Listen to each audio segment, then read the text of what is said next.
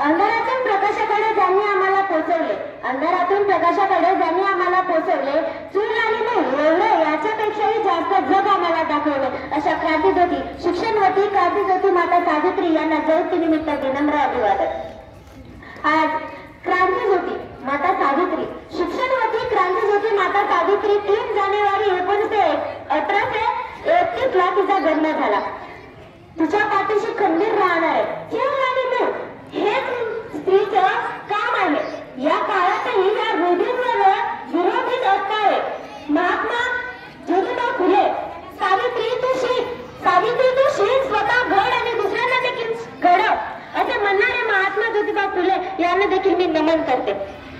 आज मुली उंच पदावर जात आहेत. आज मुली उंच पदावर जाऊन शिकतात. हे फक्त आणि फक्त माता सावित्रीमुळे. सावित्री तुझ्या लेकींच्या पंखांमध्ये आज उंच उडायची बळ आहे. सावित्री तुझ्या लेकींच्या पंखांमध्ये आज उंच उडायची बळ आहे. आज मी ते उभे आहे, तुमच्या समोर बोलत आहे. आज मी ते उभे आहे, तुमच्या समोर बोलत आहे. हे फक्त आणि फक्त माता सावित्रीच्या ज्ञानदानामुळे, हे फक्त आणि फक्त माता सावित्रीच्या ज्ञानदानामुळे. जय विज्ञान, जय शिवराय, जय विज्ञान मित्रांनो. माझे पूर्ण नाव अविदा बोळकर आहे. मी महात्मा गांधी विद्यालय चिचाळकर येथे शिकणारी आता 9वीची विद्यार्थिनी आहे. आज माता सावित्रीची जयंती. आपल्याला सगळ्यांना माहित आहे की माता सावित्री दगड शेणाचा मारा खाऊन आपल्या विद्यार्थ्यांना शिकवायला जात होती. हे ऐकायला आणि बोलायला सोपे आहे. जेव्हा हा प्रसंग आहे, जेव्हा माता सावित्री शिकवायला जात होती तेव्हा तिच्या तिरस्कार करणाऱ्या लोकांनी तिला शेणाचा मारा खाल्ला. मग तिचा जो लुगडा आहे तो भरला. त्याच्यामुळे तिला विचार आला की मी विद्यार्थ्यांच्या समोर असं शेणाने घाण झालेलं लुगडा वापरून जाऊ शकणार नाही. म्हणून ती आपल्या सोबत एक नवीन लुगडा घेऊन आली. तिकडे सामोर गेल्यावर तिने नवीन लुगडं धारण केलं आणि आपल्या स्त्रियांना, आपल्या मुलींना शिकवायला गेली. शिकवून झाल्यानंतर ती बाहेर आली, तेच शेणाचं भरलेलं लुगडं वापरलं आणि गेली. ही गोष्ट महात्मा ज्योतिबा फुलेंना माहीत झाली. महात्मा ज्योतिबा फुले म्हणाले, अगं सावित्री, हे काय करते तू? त्यांना बोल ना काहीतरी, हे सहन करशील तर तुला ते अजून त्रास देतील. सावित्री, शेणाने तुला मारले त्यांनी, तरी तू काय बोलत नाही? तेव्हा सावित्रीने म्हणाले, मला नाही मारलं त्यांनी स्वतःला मारलं. जेव्हा ते शेणाने मला मारत होते तेव्हा माझ्या आधी शेण त्यांच्या हाताला लागलं. असे विचार माता सावित्रीचे. आज तिच्यामुळे आज आम्ही उच्च पदावर जाऊन डॉक्टर, वकील, इंजिनियर, पंतप्रधान बनतो. पण आपल्या भारतातच आम्ही सुरक्षित नाही आहोत.